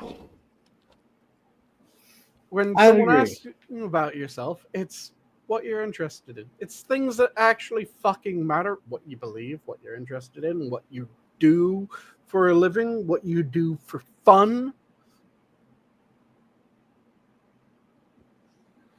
Because that actually tells you about a person. Yes, it does. People. I don't think any of the people writing nowadays have met actual people. Like when you're writing when you're creating a character, they need to have a personality. What are you talking about? I'm looking forward to hanging out with Sanguine with our meetup type bit. And, I talk to Quiz on a lot of bases. Mm-hmm. Well, you live with Quiz. Yeah. But that's different. That you guys have been friends for the last 900 years. So, and in the course of you being friends, shit like that'll come up. But again, if you were just meeting Quiz today, if me and you had just met, Adam, would you tell me about your girl or your sexual proclivities or your what you like to do? Whoa. Hold on. Let's rewind. Are you going to tell me about your farting fetish? What are you talking about? Hold on. Let me put the second earmuff on the headset. What are you talking about? If we were to rewind this, and if you were meeting me for the very first time, you wouldn't tell me about your anything sexual, and that's the crux of it. And most writers nowadays, some of the writers nowadays, seem like they've never met anyone outside their liberal bubble. Oh, right. So they tell you about oh yeah, I'm gay and I have this identity and I use these pronouns. That okay, well, what do you like to do for fun? But you already told me you like to use the pronouns, so I kind of assume what you like to do for fun. Yeah, and that's the thing. That when someone's explanation of who they are, when you ask them, so tell me about yourself. When their summary of themselves is just a bunch of, I'm part of this identity group and that identity group and this identity group and this other identity group, unless I am assuming stereotypes that tells me nothing. Buzzword. Yeah, because buzzword. If you tell me that you're gay, and when I ask, so tell me about yourself, and you go, well, I'm gay. Unless I assume, okay, gay stereotype, so you're interior decorating or fashion, it doesn't tell me anything about you other than what you like to stick your dick in. Mm-hmm. That isn't something that I give a shit about when we're just talking over a drink. Hold on. So it's like, what kind of gay are you? Are you Are you flaming? Are you closeted? Or are you out? But are you questioning? No, just tell me what your actual fucking hobbies are. Tell me what your You know, job is. Tell me your hobbies. Tell me if you have someone. Because, yeah, I would figure out someone's gay if a dude goes, yeah, my boyfriend and I like to go hiking on weekends. hold on. That would tell me, oh, dude's gay. Also, he likes hiking. In terms of just a light tie-in, not to imply anything, but to tie in with what Tier said, and Adam, you're living with Quiz, yeah, and I learned a lot. And when we talk about this, the first thing that came to mind is what kind of Warhammer army would be this gay army? There's this kind of gay army, and then there's this faction of Probably this the gay Tau. army.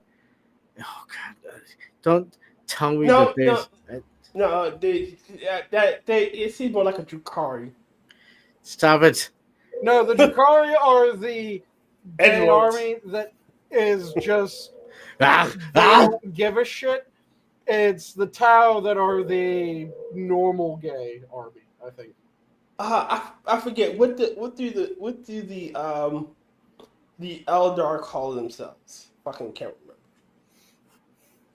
Because aren't the Drukari the Dark Eldar? Yeah, the Drukari are the Dark Eldar, and the Eldar are the Eldari. The Eldari. All right. Well, know what? No, it'd be the gay army, the Orc boys, because they're all male. Dude, Have you ever seen a female orc? dude, I am not touching this shit with a. This is all even more of a reason that I'm like, oh, okay, yeah, I don't. You are proving my point of not wanting to involve myself in Warhammer. When I can sit there and be like, oh yeah, there's this gay faction of, and all of a sudden you're like, oh yeah, no, it's these guys. No, it's these guys. No, actually, it probably We were being facetious. well, Yeah, it's all a joke. yeah. Well, I don't like it. They joke about the Tau is that Tau are commonly, by certain sectors of the fandom, considered the communist group. They don't even engage in melee. I mean, Because they do everything for the greater good. The greater good. not all communists are gay. I'm curious. You live with a Warhammer aficionado. How do you not know about the Warhammer? I am very astute in my aversions of the Warhammer lore. Yeah, you don't pay attention when he starts talking Warhammer, do you? We've made it known that I said, look, I don't want to make it seem like any sort of like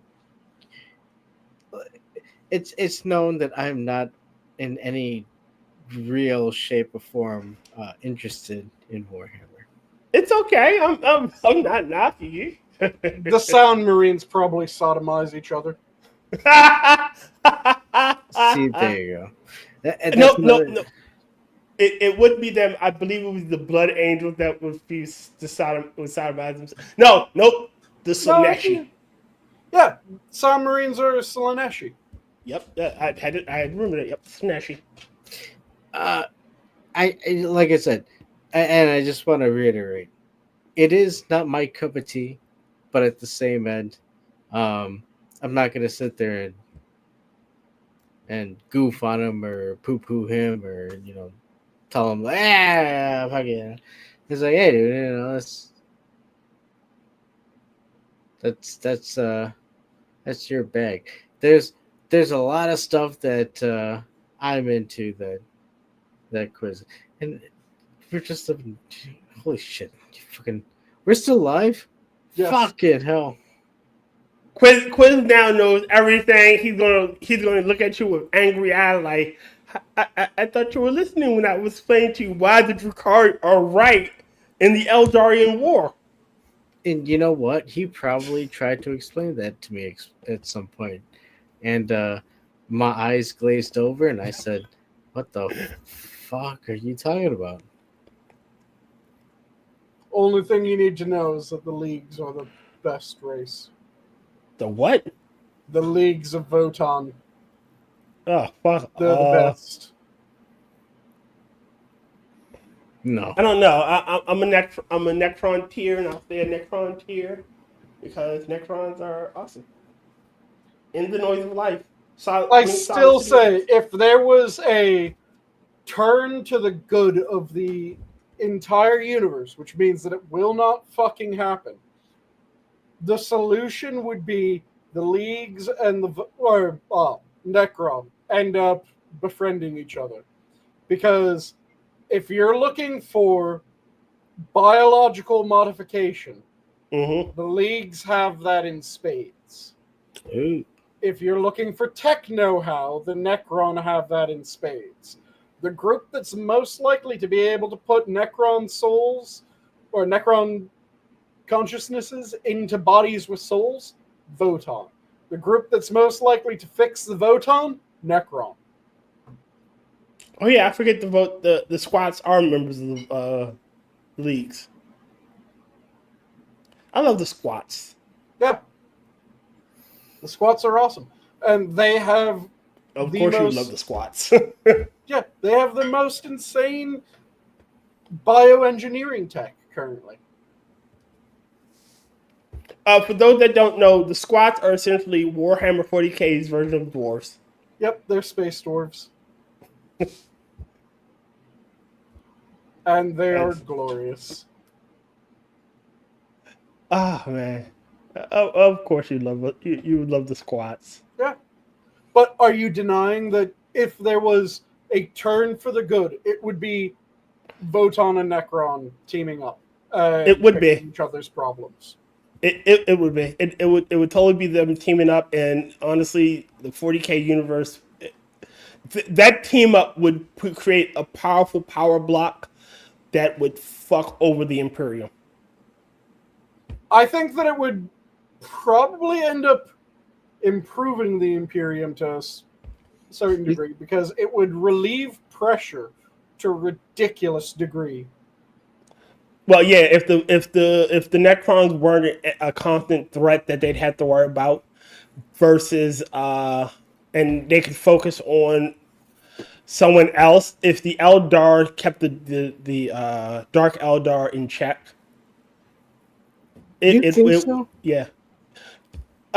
Honestly, the core issue is that everyone's fighting everybody, essentially, and there have been team ups in a sense where they banded together to fight a bigger threat. The Tau and the Dark Eldar teamed up to fight the Tyranids. Anytime that the Eldar or Drukhar team up with someone, they stab them in the back. Yeah, well, true, they do stab in the back, but they do that. There is team ups. There was no one fucking joined the Tyranids because the Tyranid hive mind is in it for itself. Well, no, everyone joins the Tyranids, just not in the way that they think. Just not willingly.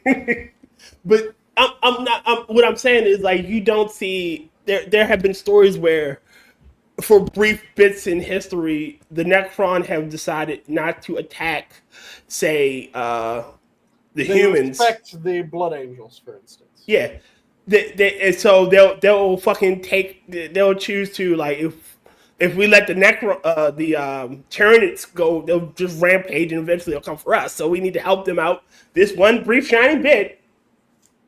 You know, hell, there is still a faction within the Necron tier that is pushing for a closer alliance.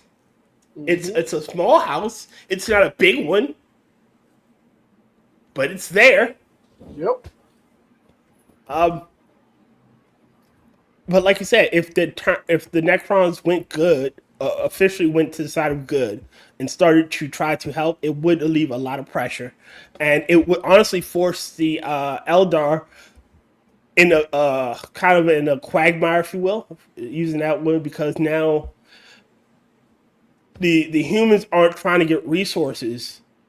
They can trade openly with the other races. They can trade, so resources isn't a major issue. So there's no need to go out and fight everything, and then everybody can just deal with the fucking warp and the warp creatures. The Warp and the Tyranids, they're the only two Yeah, entities that the warp, the fuck Tyranids, with and the everyone. Drukhari. Yep. Warp, Tyranids, and Drukhari. Because no matter what you do, the Drukhari are still going to be evil as fuck. Yep. Sometimes some they're point, they sexy gotta put it evil, down. but most of the time they're just evil. At some point in they're going to have to put the Drukhari down, because they'll just keep helping out the warp, the chaos gods. Yep. Even if it's inadvertently, they would still help them, and they'll lovely help Slanesh, because technically that's their father, creature, Brother, creator. sister. No, Uncle? in a Son, sense, daughter. in a sense, Slanesh, it's a symbiotic relationship, if you will, because Slanesh was hate fucked into the universe. So yeah, and then the Drukhari kind of went off the deep end. So yeah, The Drukhari started off trying to hide, then they realized, wait, when we do fucked up things, we feel less pressure on ourselves. So they being just evil is kind of started good. doing Yeah. more and more fucked up things in order to feel less pressure. Because the way that it worked was when Slanesh came into existence, Slanesh started pressing on every Eldari's consciousness. And the Eldari that then became the Drukhari were really freaked out about this. And then one of them did something really fucked up. And when they did something really fucked up, it became I feel less pressure. So they just kept on doing more and more fucked up things in order to feel less pressure. And over time, they became twisted by all the fucked up shit that they did. Oh. And then they went off the deep end and eventually split. And like you said, they every group they encounter, if they do a lie, they fuck them over. The Tau becoming grotesque. So they've done things at him like turn people into sapient soup. Wait. A sapient soup? A sapient soup. So sapient is, you know what sentient means, right? Yeah. Sapience is a step above sentience. All right. So animals are sapient, not sentient. No, sentient, Animals- sapient. Some animals are sentient. Very few animals, the only one that we know for sure is sapient, are humans. Yes. Because sapience requires more than sentience. Sentience is just knowing that you exist and knowing where you are. Sapience is being able to think through who you are, and what you want to be. So sapience is rarer. They can turn people into sapient soup. So they can make people soup without stripping them of their ability to perceive and think through the world around them.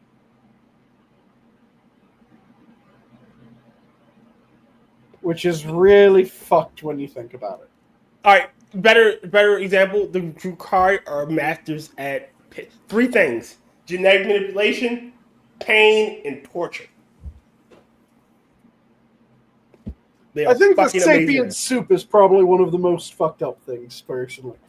Oh no! I said they're amazing at those three things. Yeah, but I'm saying when it comes to the application of those three things. Oh yeah! Turning someone into combination. sapient soup is probably the most fucked up version of that. Yeah. They make the Druki look fucking tamed, and the Druki are fucking terrible. Yeah. The Druki are the fantasy version of them. Yes, they're the dark elves from Fantasy Warhammer. Their specialty is slavery. Yes. Pain, slavery, and torture. And betrayal. Mm-hmm. Oh shit! Really quick, my favorite story of Druki betrayal is Grombrindle.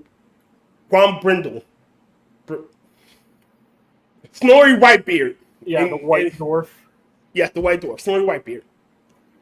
It's Grombrindle. He befriends the king Malakath when he was just a regular elf. He befriends him, and he essentially becomes his brother. Mm-hmm. And he said, as long as one of us exists, the Dawi and you guys will forever be friends.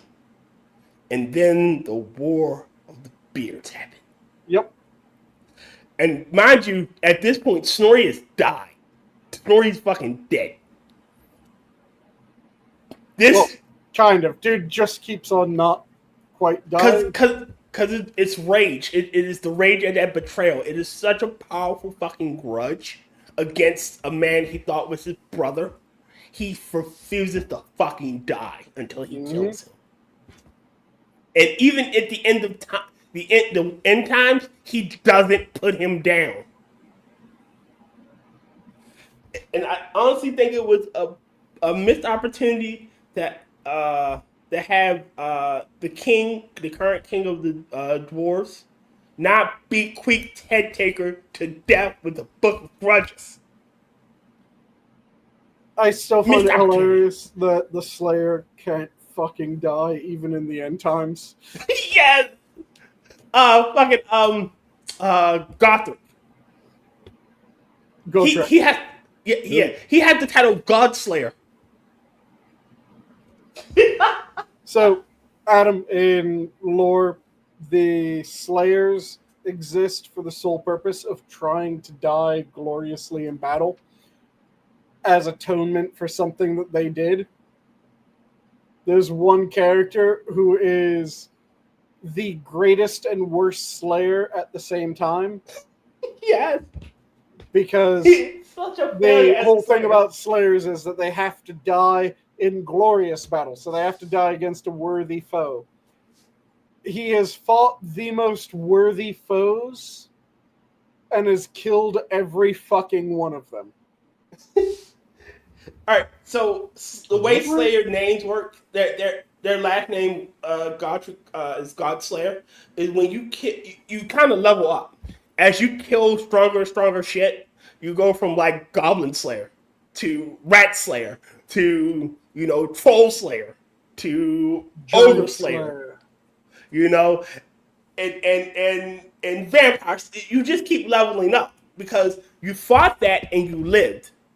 So you have to fight something stronger. You can't just go back to, like, say, Goblin Slayer. It's not worthy anymore because you already killed goblins. Goblins failed to kill you. So you gotta move up. Godslayer, his last name, is what he is. That's his title. Because he's fought everything. There's nothing he hasn't fought. And lived. Yeah, he was fighting an avatar of a chaos god, and the chaos gods together decided, fuck it, throw him into another reality. Oh no. Didn't they take Felix with him? Because he's all and this guy named Felix is this regular human who's fairly well known. He's essentially a bard, if you will, and he's wanted to record Gotris's his tale. And again, he every time he thinks he's gonna kill him, and he just survives. Oh shit! And he follows around Gotrek because Gotrek saved him, so he owes Gotrek Yeah. a life debt. Yes.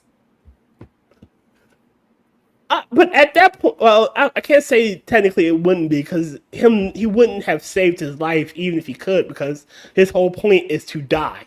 So he Well, can't the retain thing his life is debt. that he fucked up several times because he did save his life. Oh shit! And it led to fuck you. Fuck! I was almost gone. I was almost clear. I could have died happy, but no, man thing.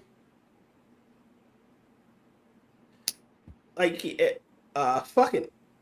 Again, sorry, we nerd out on that shit. I know I did. Oh shit! I just realized what time it is. Holy shit! Oh, whoa! I believe Tyr probably needs to wake up in the morning.